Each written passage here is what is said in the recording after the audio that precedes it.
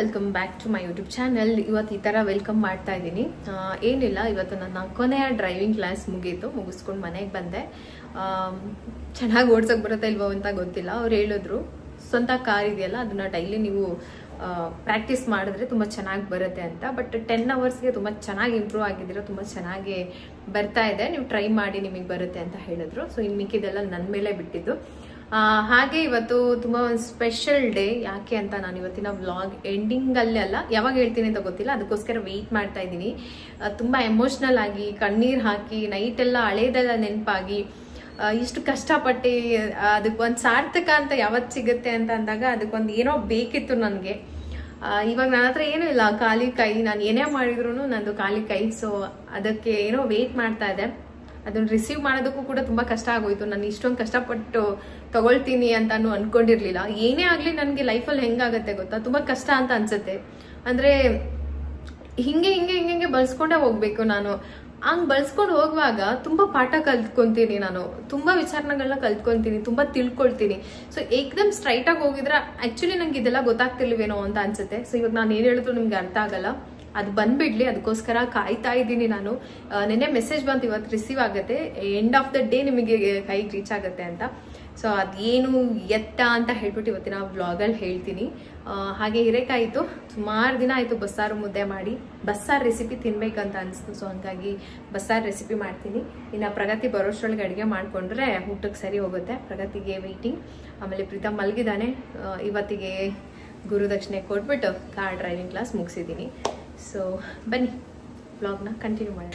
Hi all, ಇವತ್ತಿನ ವ್ಲಾಗಲ್ಲಿ ನಾನು ಏನಕ್ಕೆ ವೆಯ್ಟ್ ಮಾಡ್ತಾ ಇದ್ದೀನಿ ಅಂತ ಆಲ್ರೆಡಿ ಗೊತ್ತಾಗಿರುತ್ತೆ. ಬಟ್ ಇದು ಸುಮಾರು ಒಂದು 3 ತಿಂಗಳಿಂದ ವೆಯ್ಟ್ ಮಾಡ್ತಾ ಇದ್ದೀನಿ. ಏನೋ ಒಂದು ಪ್ರಾಬ್ಲಮ್ ಆಗಿ ನನಗೆ ಅದು ಸಿಗಲಿಲ್ಲ. ಸರಿ ಇವತ್ತು ಬಂದ್ಬಿಡುತ್ತೆ ಅನ್ನೋ ಒಂದು ಖುಷಿಯಲ್ಲಿ ನನಗೆ ಆ್ಯಕ್ಚುಲಿ ಪ್ರೆಸೆನ್ಸ್ ಮೈಂಡೇ ಇರಲಿಲ್ಲ. ಏನು ಮಾಡ್ತಾ ಇದ್ದೀನಿ, ಏನಾಗ್ತಾ ಇದೆ ಗೊತ್ತಿಲ್ಲ. ಬಟ್ ಮನೆಗೆ ಯಾರಾದರೂ ಬಂದರೆ ಸಾಕು, ಕಾಲಿಂಗ್ ಬೆಲ್ ಬಂದರೆ ಸಾಕು, ಓಡೋಗೋಡೋಗಿ ಅದನ್ನೇ ನೋಡೋ ಥರ ಫೀಲ್ ಆಗ್ತಾಯಿತ್ತು. ಇನ್ನು ಊರಿಂದ ಬರಬೇಕಾದ್ರೆ ಸುಮಾರು ಅವರೆಕಾಯಿ ಜಾಸ್ತಿ ತೊಗೊಂಡು ಬಂದುಬಿಟ್ಟಿದ್ರು. ಮನೇಲಿ ಯಾರೂ ಇಲ್ಲ, ನಾನು ಒಬ್ಬಳೇ ಇದ್ದೆ. ನಾನು ಸರಿ ನಾಳೆ ಸಾಂಬಾರು ಮಾಡ್ಕೊಂಡ್ಬಿಡೋಣ ಅಂತ ಹೇಳ್ಬಿಟ್ಟು ಸುಳಿಯೋದಕ್ಕೆ ಸ್ಟಾರ್ಟ್ ಮಾಡ್ತೀನಿ. 2 ಅವರ್ಸ್ ಆದ್ರೂ ಅದನ್ನು ಕಂಪ್ಲೀಟ್ ಮಾಡೋಕ್ಕಾಗೇ ಇಲ್ಲ. ಒಬ್ಬಳೇ ಸುಳಿದಿದ್ದೀನಿ. ಇಬ್ಬರಲ್ಲೆಲ್ಲ ಫುಲ್ಲು ಪೇಯ್ನ್ ಆಗೋಗಿತ್ತು. ಸೊ ಆಮೇಲೆ ಅನಿಸ್ತು, ಕಾಸು ಕೊಟ್ಬಿಟ್ಟು ಅವರೆಕಾಯಿ ತೊಗೊಂಬರೋದೇನು ಈಸಿ ಅಲ್ಲ. ತೊಗೊಂಡು ಬಂದು ನೆನೆಸ್ಬಿಟ್ಟು ಅದೇನೋ ಸುಳಿದ್ಬಿಟ್ಟು ನೆನೆಸಿ ಇಸ್ಕಿ ಸಾಂಬಾರು ಮಾಡೋದಿದೆಯಲ್ಲ, ಅದು ಸಿಕ್ಕಾಪಟ್ಟೆ ಗ್ರೇಟ್ ಅಂತ. ಸಿಕ್ಕಾಪಟ್ಟೆ ಟೈಮ್ ತೊಗೊಳ್ತು. ಸಂಜೆ ಕುತ್ಕೊಂಡಿದ್ದಕ್ಕೆ ನಾನು ಸುಮಾರು 8:30 ಎದ್ದಿದ್ದೀನಿ. ಅಲ್ಲಿವರೆಗೂ ನನಗೆ ಎದ್ದೇಳೋಕ್ಕೆ ಆಗಿಲ್ಲ. ಅದಾದ ತಕ್ಷಣ ಸ್ವಲ್ಪ ಮುದ್ದೆ ಮಾಡಿ ಮೊಟ್ಟೆ ಬಿಸಿ ಮಾಡಿಟ್ಟೆ. ಮಧ್ಯಾಹ್ನನೇ ನಾನು ಬಸ್ಸಾರು ಮಾಡಿಬಿಟ್ಟಿದ್ದೆ, ಹೀರೆಕಾಯಿ ಹಾಕಿ ಬಸ್ಸಾರು ಮಾಡಿ. ಸೊ ಅದೇ ಆಯಿತು. ಓಕೆ, ಇವಾಗ ವೆಯ್ಟ್ ಮಾಡಿ ಸಾಕಾಯ್ತು. ಇನ್ನು ಸಂಜೆ ಆಯ್ತಲ್ಲ, ಸ್ವಲ್ಪ ಫೇಸ್ ವಾಶ್ ಮಾಡಿಕೊಂಡು ಸ್ವಲ್ಪ ಪ್ಯಾಂಪರ್ ಮಾಡೋಣ ಅಂತ ಬಂದೆ. ಹಾಗೆ ನನಗೆ ರೀಸೆಂಟ್ ಆಗಿ ಪಿಂಪಲ್ಸ್ ಆಗಿದ್ದು. ಏನಕ್ಕಾಯ್ತು ಅಂತ ನನಗೂ ಗೊತ್ತಿಲ್ಲ, ಸಡನ್ ಆಗಿ ಆಗುತ್ತೆ. ಇದೇ ತರ ಹೆಣ್ಮಕ್ಳಿಗೆ ಸುಮಾರು ಸಿಚುವೇಶನ್ ಅಲ್ಲಿ ಪಿಂಪಲ್ಸ್ ಆಗ್ಬಿಡುತ್ತೆ. ತುಂಬಾ ಚೆನ್ನಾಗಿರುತ್ತೆ, ಸಡನ್ ಆಗಿ ಪಿಂಪಲ್ ಆಗುತ್ತೆ. ಕೆಲವೊಂದು ಡಿಫ್ರೆಂಟ್ ಆಗಿರುತ್ತೆ. ಕೆಲವೊಂದ್ಸರಿ ಪೀರಿಯಡ್ಸ್ ಮುಂಚೆ ಆಗೋದು ಕಾಮನ್, ಆ ತರನು ಕೂಡ ಆಗತ್ತೆ. ಅದ್ರ ಜೊತೆಗೆ ಕೆಲವೊಂದ್ಸರಿ ಹಾರ್ಮೋನಲ್ ಸಡನ್ಲಿ ಇನ್ಬ್ಯಾಲೆನ್ಸ್ ಆಗುತ್ತೆ, ಆ ಟೈಮಲ್ಲಿ ಪಿಂಪಲ್ಸ್ ಆಗುತ್ತೆ. ಕೆಲವೊಬ್ಬರಿಗೆ ಸಣ್ಣ ಮುಖದಲ್ಲಿ ಸಡನ್ಲಿ, ಅದನ್ನು ನಾನು ಎಕ್ಸ್ಪೀರಿಯನ್ಸ್ ಮಾಡಿದೀನಿ, ಸಡನ್ ಆಗಿ ಸಣ್ಣ ಗುಳ್ಳೆ ಆಗ್ಬಿಡುತ್ತೆ, ವೈಟ್ ಹೆಡ್ಸ್, ಬ್ಲಾಕ್ ಹೆಡ್ಸ್. ಕೆಲವೊಂದ್ಸರಿ ಈ ಪಿಂಪಲ್ ಏನಿದೆ ಅಲ್ವಾ, ಸುಮ್ಮನೆ ಜಸ್ಟ್ ಹಿಂಗ್ ಊತ ಬಂದಿದ್ದು ಎಷ್ಟು ಪೇನ್ ಬರ್ತಾ ಇತ್ತು ಅಂದ್ರೆ ನನ್ಗೆ ಇಡೀ ತಲೆ ನೋವ್ತಾ ಇತ್ತು. ಆ ತರ ಒಳಗಡೆ ಅದು ಆಗಿರುತ್ತೆ, ಬಟ್ ಮೇಲೆ ನಮ್ಗೆ ಅದು ತುಂಬಾ ಪೇನ್ ಕೊಡ್ತಾ ಇರುತ್ತೆ, ಆ ತರ ಆಗುತ್ತೆ. ಕೆಲವೊಂದ್ಸರಿ ಪಸ್ ತುಂಬಿರೋ ತರ ಪಿಂಪಲ್ಸ್ ಆಗುತ್ತೆ. ಸುಮಾರು ರೀಸನ್ ಇರ್ಬೋದು. ಒಂದೊಂದ್ಸರಿ ಫುಡ್ ಹೆಚ್ಚು ಕಮ್ಮಿ ಆದಾಗ ನಮ್ಗೆ ಸಡನ್ ಫೇಸ್ ಅಲ್ಲಿ ಗೊತ್ತಾಗುತ್ತೆ. ನಮ್ಮ ಹೊಟ್ಟೆಲೇನೋ ಸಮಸ್ಯೆ ಆದಾಗ್ಲೂ ನಮ್ಮ ಮುಖದಲ್ಲಿ ಬೇಗ ಎದ್ದು ಕಾಣಿಸುತ್ತೆ. ಸುಮಾರು ರೀಸನ್ಸ್ಗೆ ನಮ್ಮ ಮುಖದಲ್ಲಿ ಗುಳ್ಳೆ ಬರೋದು ಸಹಜ, ಅದು ಎಲ್ಲರಿಗೂ ಗೊತ್ತೇ ಇರುತ್ತೆ. ಬಟ್ ಯಾವ ರೀಸನ್ಗೆ ಬಂದಿದೆ ಅಂತ ತಿಳ್ಕೊಳ್ಳೋದು ತುಂಬಾ ಇಂಪಾರ್ಟೆಂಟು. ಅದನ್ನ ತಿಳ್ಕೊಂಡು ಅದಕ್ಕೆ ಟ್ರೀಟ್ಮೆಂಟ್ ಕೊಡ್ಬೇಕು. ನನಗೆ ಪಿಂಪಲ್ಸ್ ಆಗಿದೆ, ನಾನು ಇದನ್ನ ಮಾಡದೆ ಹೋಯ್ತು ಅನ್ನೋ ತರನೂ ಇರುತ್ತೆ. ಬಟ್ ಅದು ಇನ್ನೊಬ್ರಿಗೆ ಅದು ವರ್ಕ್ ಆಗುತ್ತೆ ಅಂತಾನು ಹೇಳೋದಕ್ಕಾಗೋದಿಲ್ಲ.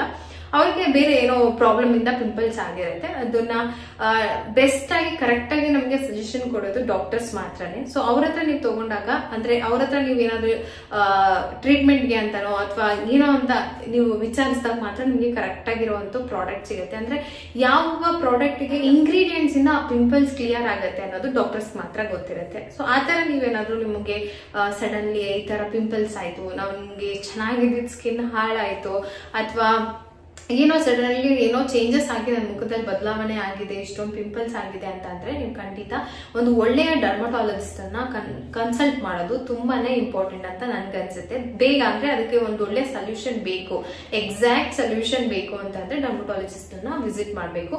ನಿಮಗೆ ಗೊತ್ತಿರಂಗೆ ನಾನು ಸುಮಾರು ವರ್ಷಗಳಿಂದನೂ ಕ್ಯೂರ್ ಸ್ಕಿನ್ ಆಪ್ ಅನ್ನ ಯೂಸ್ ಮಾಡಿದ್ದೀನಿ. ಅದರ ರಿಸಲ್ಟ್ ನಂಗೆ ತುಂಬಾನೇ ಇಷ್ಟ ಆಗಿದೆ. ಅದಕ್ಕೆ ನಾನು ನಿಮ್ಗೆ ಯಾರಿಗಾದ್ರೂ ತುಂಬಾ ಆ ತರ ಸ್ಕಿನ್ ಪ್ರಾಬ್ಲಮ್ ಅಂತ ಅಂದಾಗ ಸಜೆಸ್ಟ್ ಕೂಡ ಮಾಡಿರ್ತೀನಿ, ನೀವು ಟ್ರೈ ಮಾಡಿರ್ತೀರಾ ಅಂತ ಅನ್ಕೊಂಡಿರ್ತೀನಿ. ಸೊ ಅದೇ ಸ್ಕಿನ್ ಕೇರ್ ರೊಟೀನ್ ಅನ್ನ ನಾನು ಕೂಡ ಫಾಲೋ ಮಾಡ್ತೀನಿ. ನಂತರ ಯಾರು ಶೈ ಇರ್ತಾರೆ, ಹಾಸ್ಪಿಟಲ್ಗೆ ಹೋಗಕ್ಕೆ ಇಷ್ಟ ಆಗೋದಿಲ್ಲ, ಆ ತರದವ್ರು ಖಂಡಿತ ಮನೆಯಲ್ಲೇನೆ ಒಂದು ಕ್ಯೂರ್ ಸ್ಕಿನ್ ಆಪ್ ಮುಖಾಂತರ ಡಾಕ್ಟರ್ನ ಕನ್ಸಲ್ಟ್ ಮಾಡಿ ನಿಮ್ಮ ಒಂದು ಸ್ಕಿನ್ ಟ್ರೀಟ್ಮೆಂಟ್ ಅನ್ನ ಆರಾಮಾಗಿ ಮನೆಯಲ್ಲೇ ಮಾಡಬಹುದು. ಸೊ ಫಸ್ಟ್ ಅವರು ನಮ್ಮ ಒಂದು ಪೀರಿಯಡ್ ಸೈಕಲ್ ಇಂದ ಹೇಳ್ಬಿಟ್ಟು ನಮ್ಮ ಒಂದು ಮೆಡಿಕಲ್ ಹಿಸ್ಟ್ರಿಯನ್ನು ಕೇಳ್ತಾರೆ, ಕೆಲವೊಂದಿಷ್ಟು ಪ್ರಶ್ನೆಯನ್ನ ಕೇಳ್ತಾರೆ, ಅದ್ರ ಮೇಲೆ ನಮಗೆ ಕಸ್ಟಮೈಸ್ಡ್ ಕಿಟ್ ಅನ್ನ ಕೊಡ್ತಾರೆ. ಸೊ ಅದ್ರ ಮುಖಾಂತರ ನಾವು ನಮ್ಮ ಸ್ಕಿನ್ ನಲ್ಲಿರೋ ಸಮಸ್ಯೆನ ಪರಿಹಾರ ಮಾಡ್ಕೋಬಹುದು. ಒಂದ್ ಕಿಟ್ ಸುಮಾರು ನಮ್ಗೆ ಒಂದು 3 months ವರೆಗೂ ಆರಾಮಾಗಿ ಬರುತ್ತೆ. ನಮ್ಗೆ ಇನ್ಸ್ಟ್ರಕ್ಷನ್ಸ್ ಕೂಡ ಕ್ಯೂರ್ ಸ್ಕಿನ್ ಆಪ್ ಅಲ್ಲೇ ಇರುತ್ತೆ, ಯಾವ ತರ ಬಳಸಬೇಕು, ಯಾವ ಪ್ರಾಡಕ್ಟ್ ಅನ್ನ ಎಷ್ಟೊತ್ತಿಗೆ ಯೂಸ್ ಮಾಡಬೇಕು. ಸೊ ಯಾವುದೇ ಕನ್ಫ್ಯೂಷನ್ ಇಲ್ದಲೆ ಡೌಲಿ ಈ ಒಂದು ಕಸ್ಟಮೈಸ್ಡ್ ಕಿಟ್ ಅನ್ನ ಬಳಸ್ತಾ ಇದೀನಿ. ಸೊ ನಾನೇನು ಬಳಸ್ತಾ ಇರೋದು ಕ್ಯೂರ್ ಸ್ಕಿನ್ ಅವ್ರದ್ದು ಫಾರ್ಮಿಂಗ್ ಫೇಸ್ ವಾಶ್ ತುಂಬಾ ಇಂಪಾರ್ಟೆಂಟ್. ಈ ಚಳಿಗಾಲದಲ್ಲಿ ಆಗಿರ್ಬೋದು, ನಾರ್ಮಲ್ ಸ್ಕಿನ್ ಅಲ್ಲಿ ಏನೇ ರಿಯಾಕ್ಟ್ ಆದ್ರೂ ಫೇಸ್ ವಾಶ್ ನ ಸೆಲೆಕ್ಟ್ ಮಾಡೋದು ತುಂಬಾ ಇಂಪಾರ್ಟೆಂಟ್. ಸೋಪ್ ಗಿಂತ ಬೆಸ್ಟ್ ಫೇಸ್ ವಾಶ್, ತುಂಬಾ ಮೈಲ್ಡ್ ಆಗಿರ್ಲಿ, ಸ್ಕಿನ್ ಅನ್ನ ಡ್ರೈ ಮಾಡ್ದಲೇ ಇರೋ ಹಾಗೆ ನೋಡ್ಕೊಳ್ಳೋ ತರ ಫೇಸ್ ವಾಶ್ ಅನ್ನ ಯೂಸ್ ಮಾಡಬೇಕು. ಇದನ್ನ ನಾನು ಬಳಸ್ತೀನಿ. ಕ್ರೀಮ್ ಕೊಟ್ಟಿರ್ತಾರೆ ಅಲ್ಲ, ಇದು ಬಂದ್ಬಿಟ್ಟು ರಿಪೇರ್ ಕ್ರೀಮ್. ಇದು ನೈಟ್ ಅಲ್ಲಿ ಯೂಸ್ ಮಾಡೋದು, ಆಲ್ಟರ್ನೇಟಿವ್ ಡೇಸ್ ಅಲ್ಲಿ. ಇದು ಮಾಯಿಶ್ಚರೈಸರ್, ಬೆಳಗ್ಗೆ ಫೇಸ್ ವಾಶ್ ಆಯ್ತು, ಮಾಯಿಶ್ಚರೈಸರ್ ಆಯ್ತು, ಒಂದು ಸನ್ಸ್ಕ್ರೀನ್. ಇದು 3 ಬೆಳಗ್ಗೆ ಇರುತ್ತೆ, ನೈಟ್ ಫೇಸ್ ವಾಶ್ ಮತ್ತೆ ಈ ರಿಪೇರ್ ಕ್ರೀಮ್ ನ ಆಲ್ಟರ್ನೇಟಿವ್ ಡೇಸ್ ಅಲ್ಲಿ ಬಳಸಬೇಕಾಗುತ್ತೆ. ಇವತ್ತು ಬಳಸಿದ್ರೆ ನಾಳೆ ಬಳಸಂಗಿಲ್ಲ ಆ ತರ.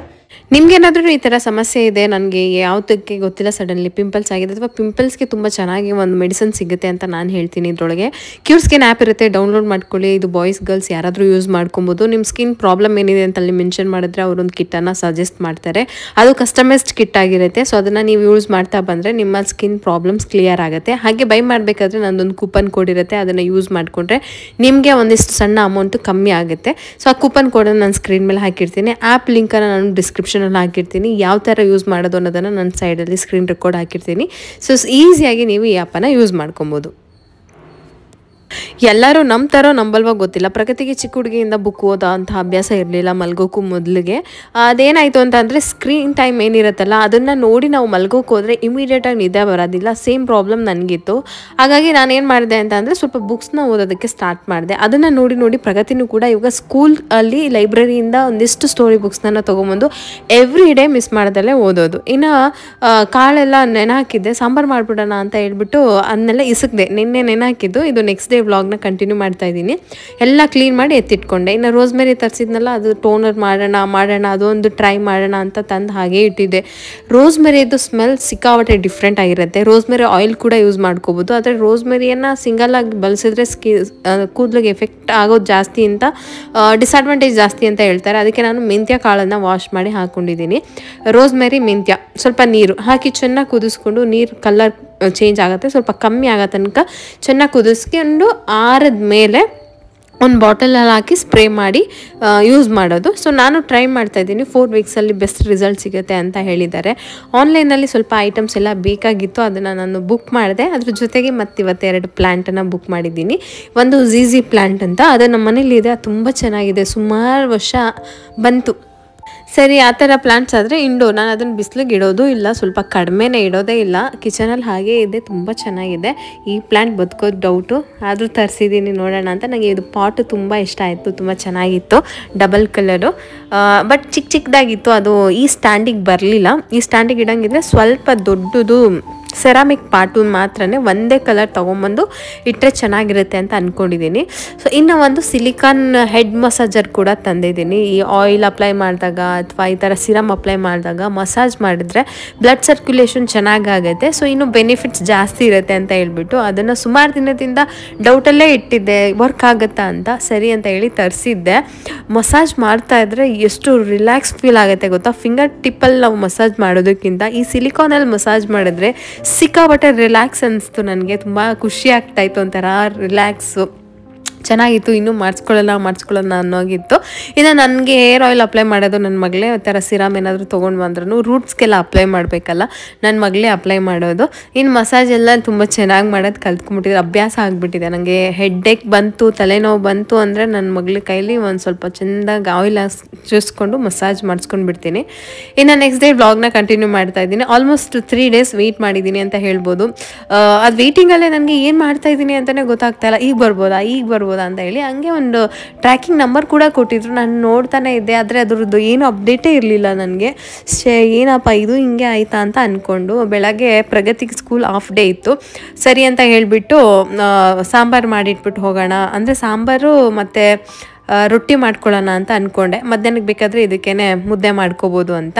ಇನ್ನು ಸಾಂಬಾರೆಲ್ಲ ಈಸಿನೇ, ನಾನಿದು ಆಲ್ರೆಡಿ ತೋರಿಸಿದ್ದೀನಿ. ಪ್ರಗತಿಗೆ ಎದ್ದ ತಕ್ಷಣ ನಾನು 4 ಗಂಟೆಗೆ ಅಡುಗೆ ಮಾಡಿ ಎಲ್ಲ ರೆಡಿ ಮಾಡಿಟ್ಟೆ. ಮಮ್ಮಿ ಇವತ್ತು ಯಾಕೆ ಮಮ್ಮಿ ಅಡುಗೆ ಮಾಡಿದ್ರಿ, ಇವತ್ತು ನಮಗೆ ಆಫ್ ಡೇ, ಸ್ನ್ಯಾಕ್ಸ್ ಇದ್ದರೆ ಸಾಕಾಗಿತ್ತು, ಅಡುಗೆ ಏನು ಬೇಡ ಅಂತ. ಹೋಗ್ಲಿ ಬಿಡ ಆಯಿತು, ಮಧ್ಯಾಹ್ನಕ್ಕೆ ಕೆಲಸ ಕಡಿಮೆ ಆಗುತ್ತೆ ಅಂತ ಹೇಳ್ಬಿಟ್ಟು ನಾನು ಸಾಂಬಾರು ಮಾಡಿಬಿಟ್ಟು ರೊಟ್ಟಿ ಹಾಕಿಬಿಟ್ಟೆ. ಸಾಂಬಾರು ರೆಡಿ ಆಯಿತು. ಇನ್ನು ಪ್ರಗತಿಗೆ ಲಂಚ್ ಬಾಕ್ಸ್ ಏನು ಕಟ್ಟಂಗಿರಲಿಲ್ಲ, ಒಂದು ಫ್ರೂಟ್ ಹಾಕ್ಕೊಟ್ರೆ ಸಾಕು ಮಮ್ಮಿ, ನಾನು 11 o'clock ರಿಟರ್ನ್ ಬಂದುಬಿಡ್ತೀನಿ ಅಂತ. ಸರಿ ಅಂತ ಹೇಳ್ಬಿಟ್ಟು ಎಲ್ಲ ಮುಗಿಸ್ಕೊಂಡೆ. 4 ಗಂಟೆಗೆ ಇದ್ದಿದ್ದರಿಂದ ನನಗೆ ಅಡುಗೆ ಕೆಲಸ ಬೇಗ ಆಯಿತು. ಮತ್ತು ಬೆಳಗ್ಗೆ ತಲೆ ಬಾಚಿಬಿಟ್ಟು ಮತ್ತು ಸ್ವಲ್ಪ ಮಸಾಜ್ ಮಾಡಿಕೊಂಡೆ. ಇನ್ನೂ ರಿಲ್ಯಾಕ್ಸ್ ಅನ್ನಿಸ್ತು. ಅಲ್ಲಿ ಮಾರ್ನಿಂಗ್ ಎದ್ದ ತಕ್ಷಣ ಮೆಡಿಟೇಷನ್ ಅಂತೂ ಮಾಡೋಕ್ಕೆ ನನ್ನ ಕೈಲಿ ಟೈಮ್ ಆಗ್ತಾಯಿಲ್ಲ. ಅಟ್ಲೀಸ್ಟ್ ಮಸಾಜ್ ಆದರೂ ಮಾಡ್ಕೊಳ್ಳೋಣ ಅಂತ. ತುಂಬ ಚೆನ್ನಾಗಿ ಫೀಲ್ ಆಗುತ್ತೆ. ಯಾರಾದರೂ ಯೂಸ್ ಮಾಡಿದ್ದೀರಾ, ಅದ್ರದ್ದು ಏನಾದರೂ ಬೆನಿಫಿಟ್ ಸಿಕ್ಕಿದೆ ಅಂತ ನನಗೆ ಕಮೆಂಟ್ಸಲ್ಲಿ ಹೇಳಿ. ಸೊ ನಾನು ರೆಗ್ಯುಲರಾಗಿ ಯೂಸ್ ಮಾಡೋಣ ಅಂತ ಅಂದ್ಕೊಂಡಿದ್ದೀನಿ. ಇನ್ನು ಅಕ್ಕಿ ಹಿಟ್ಟಿಗೆ ಸ್ವಲ್ಪ ರಾಗಿ ಹಿಟ್ಟು ಹಾಕ್ಕೊಂಡಿದ್ದೀನಿ. ಯಾಕೆಂದರೆ ರಾಗಿ ಮುದ್ದೆ ಕಮ್ಮಿ ಮಾಡೋದ್ರಿಂದ ರಾಗಿ ಹಿಟ್ಟು ಬೇಗ ಹಾಳಾಗಿಬಿಡುತ್ತೆ. ಅಟ್ಲೀಸ್ಟ್ ರೊಟ್ಟಿ ಹಾಕೋ ಟೈಮಲ್ಲಿ ಆದರೂ ಮಿಕ್ಸ್ ಮಾಡಿ ಹಾಕ್ಕೊಂಡ್ರೆ 2 ತಿಂದಂಗೆ ಅನಿಸುತ್ತೆ. ರಾಗಿ ಮತ್ತು ಅಕ್ಕಿ 2 ತಿಂದಂಗೆ ಅನಿಸುತ್ತಲ್ಲ ಅಂತ ಹೇಳ್ಬಿಟ್ಟು 2 ಕಪ್ ಅಕ್ಕಿ ಹಿಟ್ಟಿಗೆ 1 ಕಪ್ ರಾಗಿ ಹಿಟ್ಟು ಹಾಕಿಬಿಟ್ಟು ರಾಗಿ ರೊಟ್ಟಿ ಮಾಡಿದ್ದೆ. ತುಂಬ ಚೆನ್ನಾಗಿ ಬಂದಿತ್ತು. ಇದನ್ನು ಪ್ರಗತಿಗೆ ಬೆಳಗ್ಗೆ ಒಂದು ರೊಟ್ಟಿ ತಿಂದ್ಬಿಟ್ಟು ಹೋದ್ರಿ, ಬರೋಷ್ಟು ತನಕ ಹೊಟ್ಟೆ ಹಸಿತಲ್ಲ ಅಂತ ಹೇಳ್ಬಿಟ್ಟು 1 ರೊಟ್ಟಿ ಮತ್ತು ಸಾಂಬಾರು ಹಾಕಿ ಕೊಟ್ಟಿದ್ದೆ. ಇಷ್ಟೇ ಇವತ್ತು ಬ್ರೇಕ್ಫಾಸ್ಟ್ ಸಿಂಪಲ್ಲಾಗಿ ಇದು ಮಾಡಿದ್ದೆ.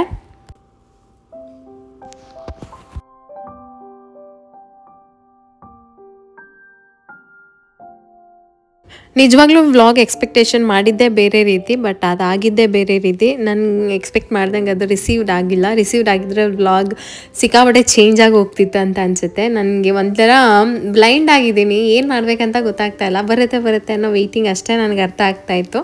ಸೊ ಅಷ್ಟೇ.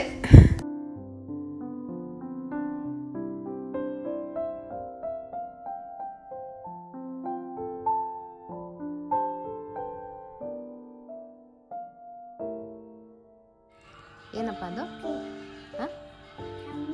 ಹಣ್ಣು, ಪೈನಾಪಲ್.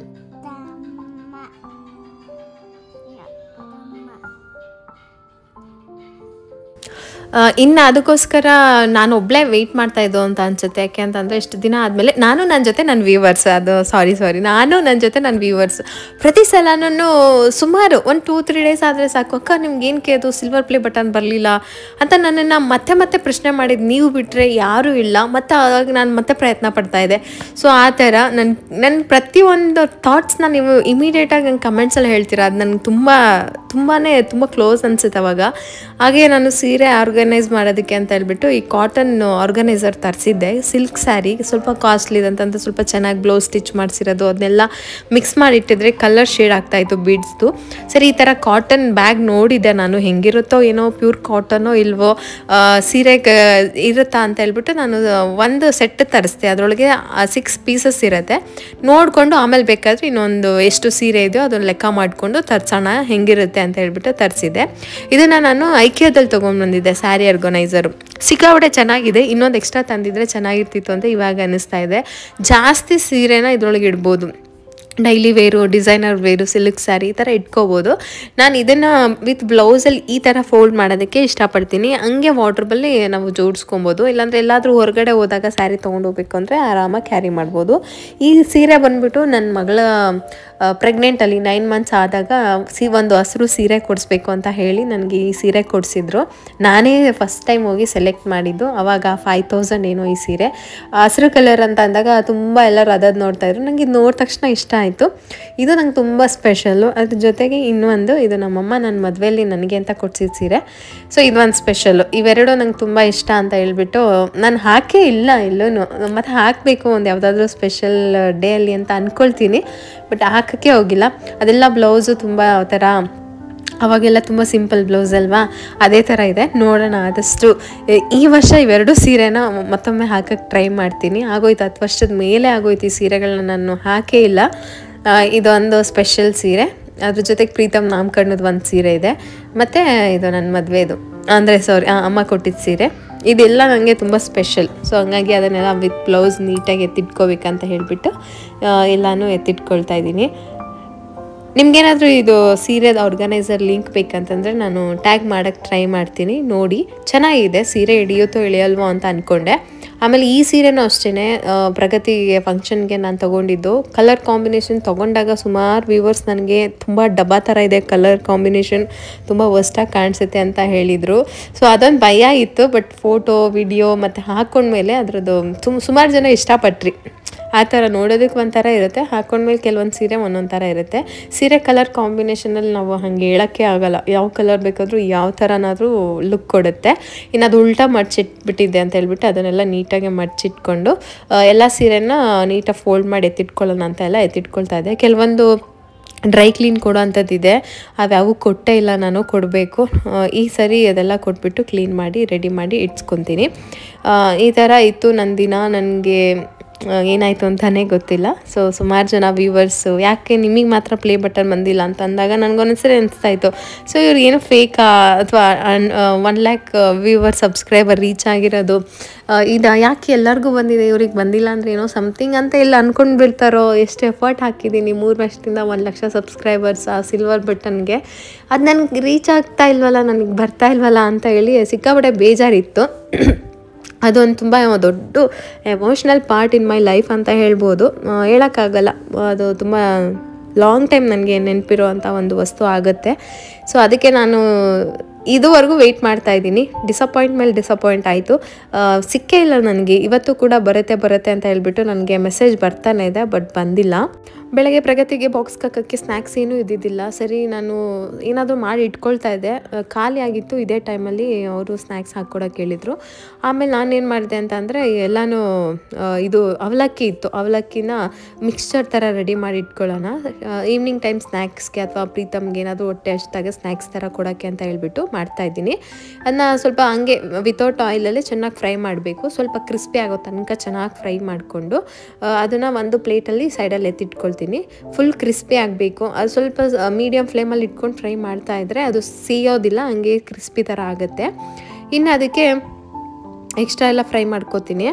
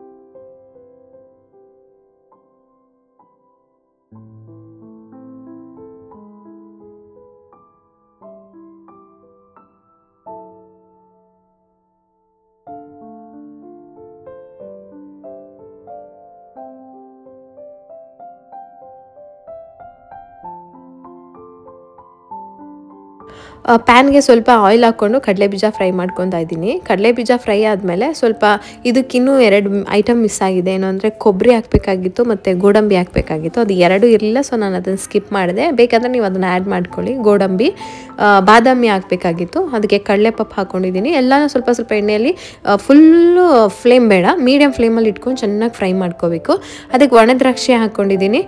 ಅದನ್ನು ಚೆನ್ನಾಗಿ ಮಿಕ್ಸ್ ಮಾಡಿಕೊಂಡು ಹಸಿರು ಮೆಣಸಿನ್ಕಾಯಿ, ಕರಿಬೇವಿನ ಸೊಪ್ಪು ಅದನ್ನು ಎಣ್ಣೆಯಲ್ಲಿ ಒಂದು 2 ನಿಮಿಷ ಹಿಂಗಂದರೆ ಕ್ರಿಸ್ಪಿ ಆಗಿಬಿಡುತ್ತೆ, ಚೆನ್ನಾಗಿ ಫ್ರೈ ಆಗುತ್ತೆ.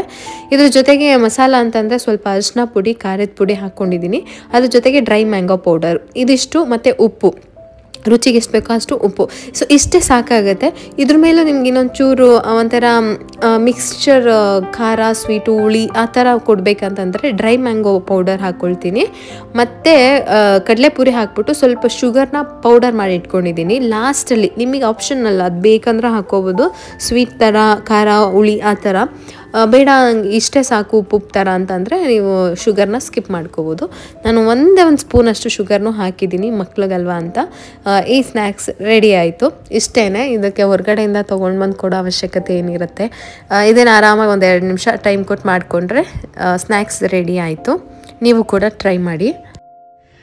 ಸೊ ಫ್ರೆಂಡ್ಸ್, ಸ್ನ್ಯಾಕ್ಸ್ ನೋಡಿದ್ರಲ್ಲ, ಇದು ಏನಾದ್ರೂ ಈ ತರ ಮಾಡಿಟ್ರೆ ಸ್ಕೂಲ್ಗೆ ಇವತ್ತು ಸಡನ್ ಆಗಿ ಬರೀ ಸ್ನ್ಯಾಕ್ಸ್ ಅಷ್ಟೇ ಮಮ್ಮಿ ಅಂತ, ಬರೀ ಫ್ರೂಟ್ಸ್ ಕೊಟ್ಕೊಟ್ರೆ ಅವ್ರಿಗೂ ಅಷ್ಟು ಚೆನ್ನಾಗಿರಲ್ಲ. ಏನಾದ್ರೂ ಬೇಕು ಅನ್ಸುತ್ತೆ. ನೈಟೇ ಮಾಡ್ಬೇಕಾಗಿತ್ತು, ತಲೆ ಮಾಡ್ಬೇಕಂತ ಎಲ್ಲ ರೆಡಿ ಮಾಡ್ಕೊಂಡು ಮಾಡ್ಲಿಲ್ಲ. ಸರಿ ಮಾಡಿಟ್ಬಿಡೋಣ, ಪ್ರೀತಮ್ ಮನೇಲಿ ಏನಾದ್ರೂ ಕೇಳ್ತಾ ಇರ್ತಾನೆ, ಅವನಿಗೂ ಆಗತ್ತೆ ಅಂತ. ಟೀ ಟೈಮ್ ಸ್ನ್ಯಾಕ್ಸ್ ಕೂಡ ಆಗತ್ತೆ. ಇನ್ನ ಮಸಾಲ ಕಡಲೆ ಬೀಜ ಮಾಡೋಣ ಅನ್ಕೊಂಡೆ. ಸರಿ, ಅದು ಇನ್ನೊಂದ್ ದಿನ ಮಾಡೋಣ ಅಂತ ಹೇಳಿ ಸುಮ್ಮನಾದೆ. ಇಡೀ ದಿನ 1-3 ದಿನ ಆಯ್ತು. ಮಂಗಳವಾರ ಎಂಡ್ ಆಫ್ ದ ಡೇ ನಿಮ್ಗೆ ಸಿಲ್ವರ್ ಪ್ಲೇ ಬಟನ್ ರೀಚ್ ಆಗುತ್ತೆ ಅಂತ ಹೇಳ್ಬಿಟ್ಟು ನಂಗೆ ಮೆಸೇಜ್ ಮಾಡಿದ್ರು. ನಾನು ಸ್ಕ್ರೀನ್ ಶಾಟ್ ಬೇಕಾದ್ರೆ ಹಾಕ್ತೀನಿ. ಮಂಗಳವಾರ ಡಿಲೇ ಆಯ್ತು, ಯಾಕೆಂದ್ರೆ KYC ಮಾಡಿ ಅಂತ ಹೇಳಿದ್ರು. ನಾನು ಸ್ವಲ್ಪ 1 ಡೇ ಡಿಲೇ ಮಾಡ್ಬಿಟ್ಟೆ. ಅದಾದ್ಮೇಲೆ ನೆಕ್ಸ್ಟ್ ಥರ್ಸ್ಡೇ ಬರುತ್ತೆ ಅಂತ ಹೇಳಿದ್ರು. ನಾನು ಕಾಯ್ತಾನೆ ಇದ್ದೀನಿ. ಯಾಕೆ ಅಂತಂದ್ರೆ ಅದು ಹೇಳಕ್ಕಾಗಲ್ಲ, ತುಂಬಾ ಸ್ಪೆಷಲ್ ಅದು ನನಗೆ. ಸುಮಾರು ಕಾಯಿಸ್ಬಿಟ್ಟಿದೆ, ಏನಕ್ಕೆ ಅಂತ ಗೊತ್ತಿಲ್ಲ. ನನ್ಗೆ ಏನೇ ಸಿಗ್ಬೇಕು ಅಂದ್ರೂ ಕಾಯಿಸಿನೇ ಸಿಗುತ್ತೆ, ತುಂಬಾ ಕಾಯಿಸುತ್ತೆ. ಬಟ್ ಆ ಕಾಯೋ ಡ್ಯೂರೇಷನ್ ಅಲ್ಲಿ ನನಗೆ ತುಂಬಾ ಪಾಠನ ಹೇಳ್ಕೊಡುತ್ತೆ. ಎಲ್ಲ ಕೆಲ್ಸನೂ ಅಷ್ಟೇನೆ, ಬರೀ ಇದೊಂದೇ ಅಂತಲ್ಲ, ತುಂಬಾ ಕಲಿತೀನಿ. ಏನಾಯ್ತು ಅಂತಂದ್ರೆ, ಅವತ್ತು ಲಾಸ್ಟ್ ನಾನು ಅಪ್ಲೈ ಮಾಡೋ ದಿನ ನಿಮ್ಗೆ ಇನ್ಫಾರ್ಮ್ ಮಾಡಿದ್ದೆ, ಅಪ್ಲೈ ಮಾಡ್ತಾ ಇದ್ದೀನಿ, ನನಗೆ ಫಾರ್ಮ್ ಕಳ್ಸಿದ್ದಾರೆ ಅಂತ. ಅಪ್ಲೈ ಮಾಡ್ಬೇಕಾದ್ರೆ ಅಡ್ರೆಸ್ ಓಕೆ ಆಗ್ಲಿಲ್ಲ. ಅಮ್ಮನ ಮನೆದು ಅಡ್ರೆಸ್ ಪಿನ್ ಕೋಡ್ ಚೇಂಜ್ ಆಗಿತ್ತು. ಮ್ಯಾಚ್ ಆಗ್ತಾ ಇಲ್ಲ ಅಂತ ಹೇಳ್ಬಿಟ್ಟು ಏನ್ ಮಾಡಿದ್ರು ಸಬ್ಮಿಟೇ ತಗೊಳ್ಳಿಲ್ಲ. ಸರಿ, ಇನ್ನ ಅಪ್ಪನ ಪೂಜೆ ಇತ್ತು ಅಂತ ಹೇಳ್ಬಿಟ್ಟು ನಾನು ಜಾಸ್ತಿ ತಲೆ ಕೆಡ್ಸ್ಕೊಂಡಿಲ್ಲ. ಬಂದ್ಮೇಲೆ ಮಾಡೋಣ ಅಂತ ಹೇಳ್ಬಿಟ್ಟು ಹೋಗಿ ಹಬ್ಬ ಎಲ್ಲ ಮುಗಿಸ್ಕೊಂಡು ಮತ್ತೆ ಬರೋಷ್ಟರೊಳಗೆ ಒನ್ ಟೈಮ್ ಪಿನ್ ಅಂತ ಕೊಟ್ಟಿರ್ತಾರೆ ನಮ್ಗೆ, ಅದು ಡಿಲೀಟ್ ಆಗ್ಬಿಟ್ಟಿತ್ತು.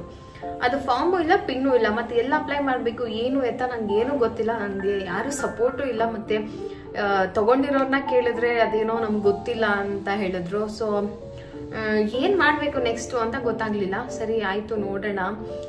ಇದು ನನ್ನ ಕೈ ತಪ್ಪೋಯ್ತು ಬಿಡಿ, ಏನು ಮಾಡಕ್ಕಾಗಲ್ಲ, ಎಲ್ಲ ಲಕ್ ಇರಬೇಕು ಅಂತ ಹೇಳ್ಬಿಟ್ಟು ನಾನು ಸುಮ್ಮನೆ ಆಗ್ಬಿಟ್ಟೆ. ಅದಾದ್ಮೇಲೆ ಸಡನ್ಲಿ ನನಗೆ ಯೂಟ್ಯೂಬಲ್ಲಿ ಈಗ ಒಂದು 4 ಡೇಸ್ ಬ್ಯಾಕ್ ನನಗೊಂದು ರೆಫರೆನ್ಸ್ ಅಲ್ಲಿ ಒಂದು ವಿಡಿಯೋ ಸಿಕ್ತು, ಸಿಲ್ವರ್ ಪ್ಲೇ ಬಟನ್ ಹಿಂಗೆ ಅಪ್ಲೈ ಮಾಡೋದು ಅಂತ. ಸರಿ, ನಾನು ಈ ತರ ಸರ್ಚ್ ಮಾಡೋಣ, ಈ ತರ ಪಿನ್ ಮಿಸ್ ಆಗಿದೆ, ಇದನ್ನ ನಾನು ಮತ್ತೆ ಹೆಂಗೆ ಅಪ್ಲೈ ಮಾಡೋದು ಅಂತ ಹೇಳಿ. ಅವಾಗ ಅದಕ್ಕೆ ಅಂತಾನೆ ವೆಬ್ಸೈಟ್ ಇದೆ, ಅವಾರ್ಡ್ ಎಲಿಜಿಬಿಲಿಟಿ ಅಂತ ಹೇಳ್ಬಿಟ್ಟು. ಅದಕ್ಕೊಂದು ವೆಬ್ಸೈಟ್ ಇದೆ, www. ಅದೇನೋ ಅವಾರ್ಡ್ ಎಲಿಜಿಬಿಲಿಟಿ ಅಂತ ಬರುತ್ತೆ. ಅದು ನಾನು ಹಾಕ್ತೆ, ಅಲ್ಲಿ ನಂದು ಇಮೇಲ್ ID ಅದೇನೋ ಒಂದಿಷ್ಟು ಡೀಟೇಲ್ಸ್ ಕೇಳಿದ್ರು, ಹಾಕ್ತೆ. ಅದಾದ್ಮೇಲೆ ನನ್ನ ಚಾನಲ್ ಬಂತು, ನಂದು ಸಿಲ್ವರ್ ಪ್ಲೇ ಬಟನ್ಗೆ ಎಲಿಜಿಬಲ್ ಅಂತ ಇತ್ತು, ಅಲ್ಲೇ ಆ ಪಿನ್ ಇತ್ತು. ಸೊ ಇದನ್ನ ಹಾಕಿ ಇಲ್ಲೇ ಅಪ್ಲೈ ಮಾಡ್ಬೋದು ಅಂತ. ಮತ್ತೆ ಅಲ್ಲೋಗಿ ಮತ್ತೆ ಆಧಾರ್ ಕಾರ್ಡ್, ಅದೊಂದಿಷ್ಟು ಪ್ರೊಸೀಜರು. ಅಂದ್ರೆ ಹೇಳಿದ್ನಲ್ಲ, ಎಲ್ಲಾ ಪಾಠ ಕಲಿಸ್ತು ಅಂತ ಹೇಳ್ಬಿಟ್ಟು ಸಿಕ್ಕಾಪಟ್ಟೆ. ನನ್ಗೆ ಯೂಟ್ಯೂಬ್ ಅನ್ನೋದು ಜೀವನದಲ್ಲಿ ನನ್ನ ವಯಸ್ಸಲ್ಲಿ ಈ 3 ವರ್ಷ ಅಷ್ಟು ಪಾಠನ ಈ 3 ವರ್ಷ ಕಲಿಸಿದೆ. ತುಂಬಾ ಕಲ್ತಿದ್ದೀನಿ, ತುಂಬಾ ತಿಳ್ಕೊಂಡಿದ್ದೀನಿ.